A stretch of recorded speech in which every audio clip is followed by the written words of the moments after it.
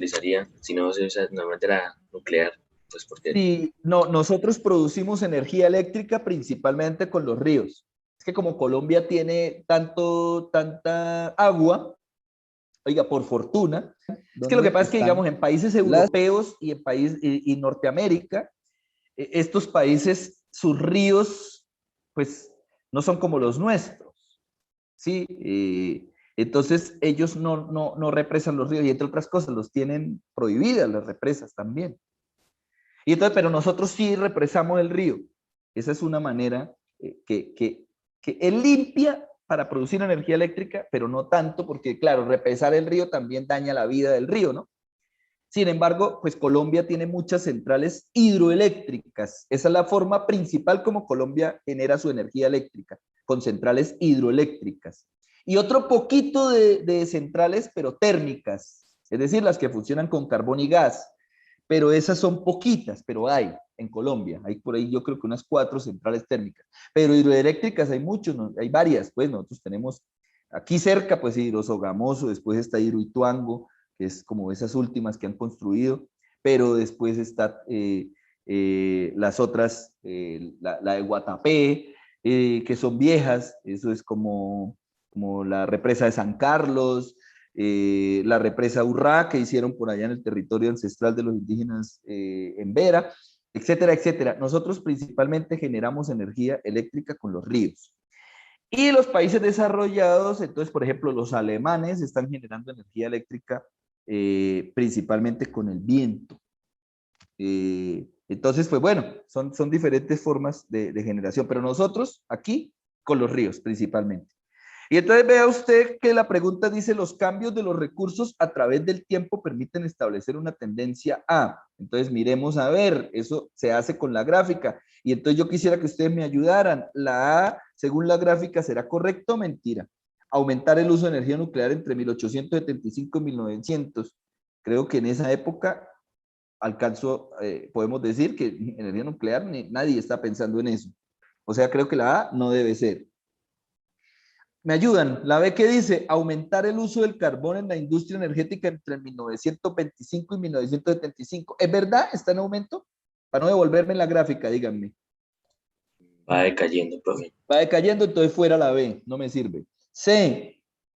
Disminuir el uso de la energía obtenida del petróleo entre el 75 y el 50, entre 1875 y 1950. ¿Será falsa o verdadera?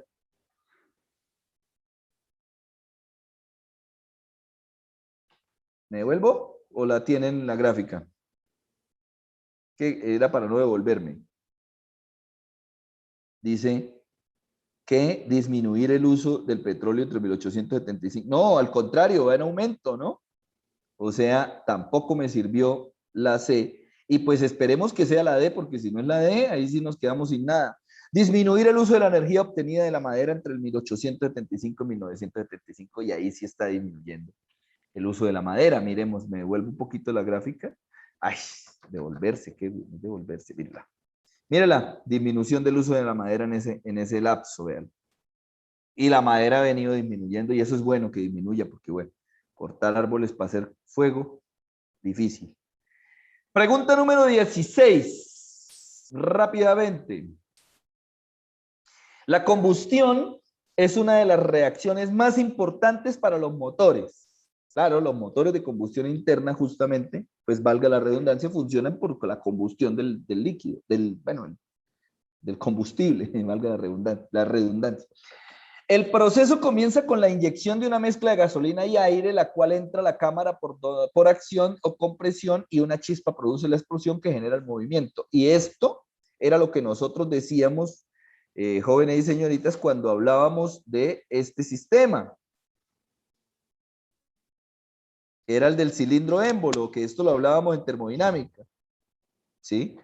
Aquí hay unas válvulas que permiten el ingreso del combustible, aquí hay unas válvulas que permiten la salida de los gases de combustión y aquí están los pistones que van moviendo, llamo émbolo a esto, pero esos son los pistones finalmente, que se van moviendo hacia arriba, hacia abajo, hacia abajo, hacia arriba, que van generando el movimiento internamente debido a toda esa presión, volumen, bueno, lo que ya hemos hablado de esa parte. Y entonces dice la pregunta 16.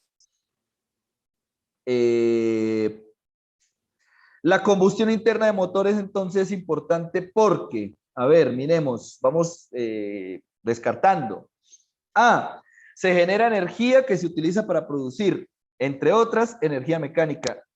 Oiga, eso podría ser verdad, pero sigamos leyendo que uno no sabe, ¿no? B, la mezcla formada es un combustible que genera poca contaminación ambiental. Uy, ahí sí grave porque no genera poca, ¿no? Genera mucha. C, al ser una reacción entre una cámara interna del motor se genera combustible. Uy, no, el combustible se gasta, no se genera.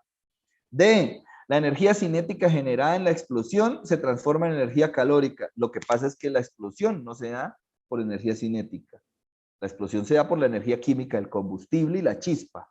O sea que nos quedamos con la... Se genera una energía útil, bastante útil, para producir energía mecánica. ¿Y la energía mecánica qué es? El movimiento del carro. Eso es energía mecánica. Bueno, pregunta 17 y 18. Vamos a dejar 2 minutitos para que respondamos esas dos preguntas, a ver cómo nos va y después voy yo a la explicación. 2 minutitos para estas dos preguntas, o 3 minutitos.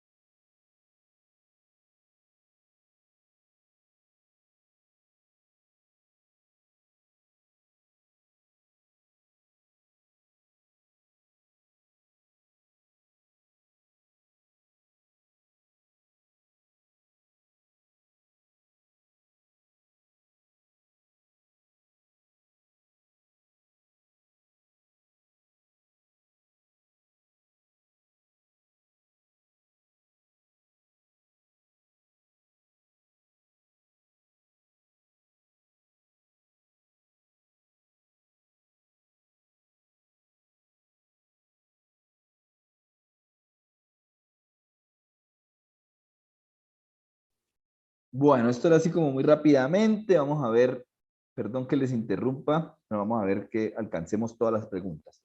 De acuerdo con la siguiente, a ver, información. Responde a las preguntas 17 y 18. A continuación se observa un esquema sobre el sistema de frenos hidráulicos de un vehículo y entonces tal cual, esto es un modelito. Cuando usted frena, activa una válvula acá, esta válvula pues activa una presión. Como vimos por principio de Pascal, la presión que se activa pues se transfiere por todo el líquido y llega lógicamente aquí y esta presión pues impulsa o más bien abre las pastillas de freno y pues la rueda frena. Son frenos hidráulicos. Hay unos frenos de aire, hay otros frenos mecánicos, pero este freno es hidráulico porque usa un gas, un líquido, es lo que llamamos el líquido para frenos. Y el líquido es el encargado de transmitir la presión por el principio de Pascal. En este, al oprimir el pedal del freno, se ejerce una fuerza sobre el pistón, el cual aumenta uniformemente la presión del líquido de frenos a través de todo el sistema. Esta presión hace que el juego de pistones ubicado en el cilindro del sistema de frenado se desplace con gran fuerza, accionando las pastillas, con lo cual se logra aumentar la fricción asegurando la misma presión de frenado en todos los puntos. Esa es la explicación así técnica, digamos, de cómo funcionan esos frenos. Y pues la pregunta es relativamente simple en el sentido en que nos dicen que por qué funciona. O sea, ¿en qué principio se basa? Seguro no se basa en la ley de Hooke porque recuerden que la ley de Hooke es una ley para resortes. Tampoco en la ley de conservación ni de la materia ni de la energía. Porque no estamos hablando de pérdidas de masa ni de energía ni mucho menos. El principio de Arquímedes es el principio de flotación de los cuerpos, pero como hemos visto, el principio de Pascal es el principio de uso de la prensa hidráulica. Pascal nació ahí, digamos que el principio de Pascal nació casi que ahí, en la prensa hidráulica, solo que después el principio de Pascal generó otro tipo de aplicaciones. se aplica en los frenos, se aplica en las válvulas, se aplica en los gatos hidráulicos, en las grúas hidráulicas, en todo lo que sea hidráulico, todo lo que utilice un gas, un líquido, un fluido, un aceite, siempre tiene que ver con el principio de Pascal. Que lo que les digo, el principio de Pascal justamente es el que me habla de la transferencia o la transmisión de toda la presión a través de todo el tanque o todo el líquido. Pregunta 18. Al cambiarle el líquido de frenos al vehículo, la persona encargada dejó que le entrara aire. Gravísimo que le entre aire al sistema. Gravísimo. El peor enemigo de un sistema hidráulico es el aire. Si usted deja burbujas de aire ahí, ¿qué es lo que sucede? Pues que la idea justamente del principio de Pascal es que todo esto sea líquido. Si llega a generar una burbujita de aire, esas burbujitas de aire no dejan que la presión se transmita. Y si la presión no se transmite, pues el dispositivo no va a funcionar, o sea, usted no va a frenar, o sea, se va a quedar sin frenos, terrible. Grave que dejara que le entrara aire al sistema, imposible que le vaya a entrar aire a ese sistema, generando que la efectividad del frenado disminuyera sustancialmente. Esto se debe a que, a ver, miremos, esto se debe a que, quedan espacios sin líquido de frenos, ¿sí? Aumentando la fuerza que debe hacer el conductor sobre el pedal para que funcione correctamente. Sí es cierto que quedan espacios sobre el líquido de frenos y ese es el problema fundamentalmente, pero lo que no es cierto es que toque aplicar más fuerza. Al contrario, va a quedar más débil el pedal del freno, porque el aire es menos denso que el aceite que está ahí por dentro. B, el aire oxida las pastillas disminuyendo la efectividad. En realidad el problema no es, además, las pastillas no tienen contacto con ese líquido.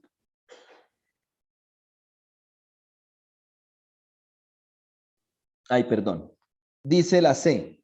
La presión del sistema disminuye de tal manera que los pistones dentro del sistema no ejercerán la fuerza necesaria para mover las pastillas. Esto podría ser más la respuesta. Miremos la D. Si la descartamos, ya nos quedamos con la C. El líquido de freno disminuye su densidad. No, el líquido de freno va a tener la misma densidad si esté con aire o no esté con aire. Por lo tanto, ahora sí tenemos nuestra respuesta correcta en la opción C. Es justamente una ineficiencia que se le mete. Y bueno, eso es peligroso, que le llegue a entrar aire al sistema. Digo, porque es un sistema de frenado y si no frena, pues grave, ¿no? Pregunta 19.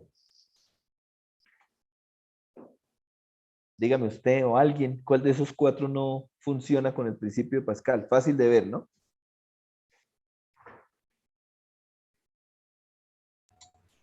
El submarino. Gracias, sí, señor, claramente. Todo lo demás tiene la palabra hidráulico, y aquí pues el gato, este gato pues no es no es un felino, sino es un gato hidráulico. Todo lo que tenga la palabra hidráulico tiene que ver con el principio de Pascal. Por lo tanto, pues, yo taché la C, pero no, la C no debe tachar, sino al contrario, esta es la que es, ¿no? Ya la taché fue pensando que el submarino no es. Esa sería nuestra respuesta. Vamos por la 20. Ya nos ha rendido bastante el tiempo hoy. Debe ser por lo que avancé tan rápido al principio pensando que me acababa el tiempo. Pregunta 20. Tal cosa, no sabemos qué es, son objetos que orbitan alrededor de otro y que se denominan principales. En la mayoría de casos son naves espaciales enviadas en un vehículo de lanzamiento tipo cohete y pueden orbitar alrededor de las lunas o de los satélites, asteroides, planetas, estrellas, entre otros. Pues yo en realidad no creo que sean los telescopios. Nadie manda un telescopio por allá que orbite, ¿no? Ni tampoco las sondas espaciales, que justamente la sonda es la que permite que el personaje se salga de la nave y vuelva sobre la misma amarrado, por decir algo, es una sonda. Si fueran los satélites naturales, no nombraban a la Luna, porque la Luna es un satélite natural, por lo tanto, estos deben ser. Los satélites artificiales son objetos que orbitan alrededor de otros, que se denominan principales. En la mayoría de casos son naves espaciales, Esos son los satélites artificiales, los que se ponen de esa manera. Todo esto es pura ciencia, tecnología y sociedad, jóvenes y señoritas. Dice la pregunta 9, perdón, la pregunta 21. El destapador es un ejemplo de las diferentes herramientas que a diario se utilizan para facilitar muchos procesos. ¿Sí? Es verdad.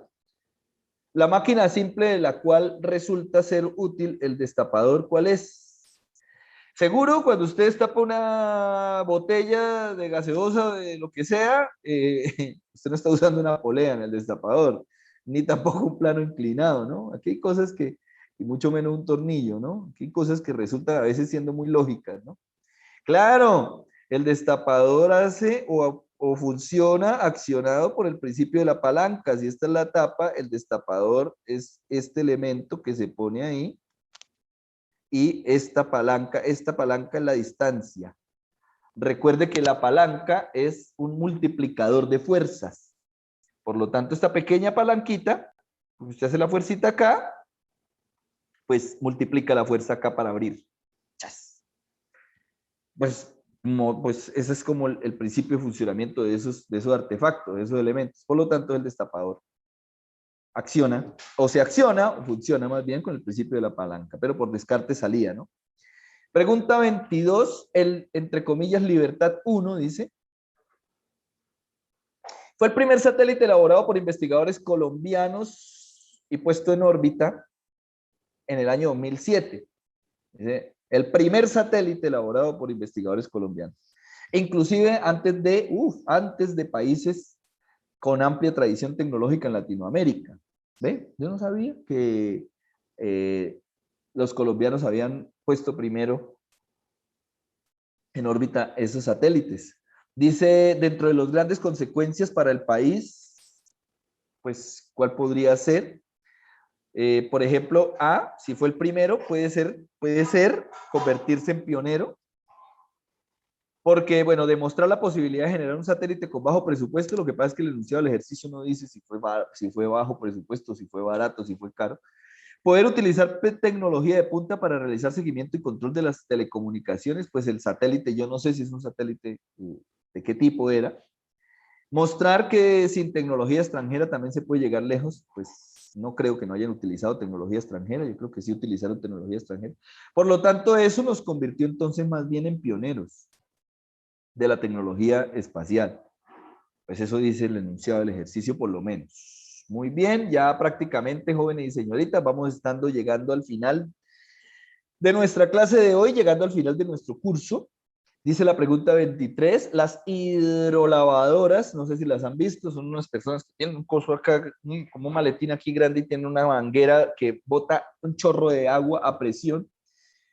Ese chorro de agua, las gotitas pegan y limpian más fácilmente la superficie, dice, generan profundas acciones de limpieza, disminuyendo la cantidad de agua requerida porque se hace pequeño el orificio de salida y al hacer pequeño el orificio de salida multiplica la presión de salida y esa presión de salida es la que ayuda a limpiar. O sea, lo que limpia es la presión más no el agua y eso es bueno porque no se desperdicia agua al limpiar. Entonces, pues, me imagino que no, la idea no es que el caudal sea alto, ¿sí? Grave. ¿No se incrementa la presión a la salida del agua, aumentando así su poder de limpieza? Sí, esta podría ser una opción. ¿Se aumenta la temperatura del agua al salir de la máquina? No. ¿Y se disminuye el área efectiva? No. Por lo tanto, ya ahí en este caso nos vamos con la opción B. Esto lo que me ayuda es incrementar la presión y es la presión la que limpia finalmente. Yo creo que ustedes han visto algunos señores que trabajan con esos elementos y esos artefactos.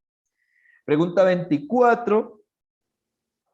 Yo creo que también para ustedes es fácil de rastrear. Uno de los fenómenos más interesantes que ocurren en la naturaleza es la formación del arco iris, el cual básicamente se forma cuando los rayos del sol atraviesan gotas de agua, generando un fenómeno denominado descomposición de la luz. Es decir, por eso se ve el espectro, eso se llama el espectro lumínico.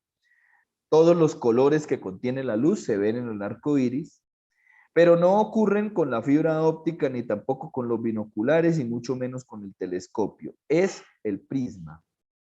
En un laboratorio, si usted tiene un prisma y le lanza un rayo de luz, seguramente usted va a ver el espectro luminoso acá, es decir, usted va a ver los colores del arco iris, todo el degradé de colores del arco iris. Y estos son los colores que trae la luz, porque quien trae los colores finalmente es la luz. Sin luz no hay color. Respuesta la D. Y finalmente, jóvenes y señoritas, ya para terminar, pregunta 25, dice, la energía solar, entre los principales problemas del uso de la energía solar están la dificultad para retenerla, la diferencia en la radiación solar, las diferentes debidas a la latitud, la altitud y la exposición al sol, y yo agregaría otro problemita que tiene la energía solar, es que para fabricar los paneles solares necesitamos energía normal. Entonces, pues ahí hay una cosa grave, y además porque son muy caros. Producir un panel solar todavía hasta ahora sigue siendo muy caro. Entonces dice acá, las dos principales formas de aprovechar la energía del sol son la energía solar térmica y la energía solar fotovoltaica. Pues la térmica, pues valga la cuestión, hay personas que ubican arriba de sus casas un panel solar, o sea, es una fotovoltaica que me permite generar energía eléctrica, pero hay personas que en los techos de su casa lo que colocan es un calentador. Por lo tanto, los rayos del sol lo que hacen es calentar el agua y usted no utiliza energía. Entonces, hay dos formas, calentar el agua o utilizar o convertirla en energía eléctrica. Y entonces dice, uno de los usos, un uso más bien de la energía solar térmica activa, ¿qué implicaría? Energía solar térmica. O sea, calentar, por ejemplo, si es térmica, es calentar, no iluminar. Yo me voy de iluminar aquí, porque es térmica, me quedo en calentar. Calentar el hogar transfiriendo energía eléctrica a las residencias, no sé si es energía eléctrica, yo creo que calentar agua usando materiales con capacidad de transmitir energía eléctrica, y estos son unos calentadores solares que están fabricando hoy en día, que son muy productivos, muy técnicamente muy interesantes y ahorran energía. O sea, ya no necesita usted calentar el agua ni con gas, ni con nada, sino con el propio sol puede tener usted su agua calentita, calentita. Bueno, jóvenes y señoritas, entonces yo creo que llegando ya al final de nuestra clase, ahora sí, llegando al final no solo de la clase de hoy, sino llegando al final de todo el curso, donde hicimos un recorrido por cada una de las 5 temáticas fundamentales de la prueba saber para nuestra rama del conocimiento. Estuvimos hablando de la mecánica clásica, estuvimos hablando de la electricidad, el magnetismo, estuvimos hablando de la termodinámica y estuvimos hablando también de se me fue, mecánica clásica, de las ondas y por supuesto lo que estuvimos hablando hoy, que fue de los fenómenos que tienen que ver justamente con la ciencia, la tecnología y la sociedad. Entonces, pues no, jóvenes y señoritas, yo creo que ya para mí, pues no me queda como mucho más. Lo último que yo diría es que espero que cuando vayan a presentar la prueba por allá en agosto, pues les vaya muy bien, que recuerden todos los conceptos que hemos trabajado y espero que todas las clases y todo el curso pues que desarrollaron conmigo les haya sido productivo. Jóvenes y señoritas, yo creo que sin más cuestiones ya nos vamos despidiendo y espero que de pronto algún día la vida nos dé la oportunidad de vernos quizá presencialmente. Pero en ese caso ustedes son los que me reconocerán a mí porque yo no vi a ninguno de ustedes. Ustedes son los que me vieron a mí. Entonces, por ahí cuando me vean, hola profesor, y yo digo hola. Bueno, jóvenes y señoritas, entonces que tengan un feliz día, descansen un ratito y creo que vuelven a clase ahorita a las 10. Entonces, un saludo muy especial para todos y para todas. Espero que tengan muy buenos resultados en su prueba saber. Saludos y chao, chao. Chao, profe.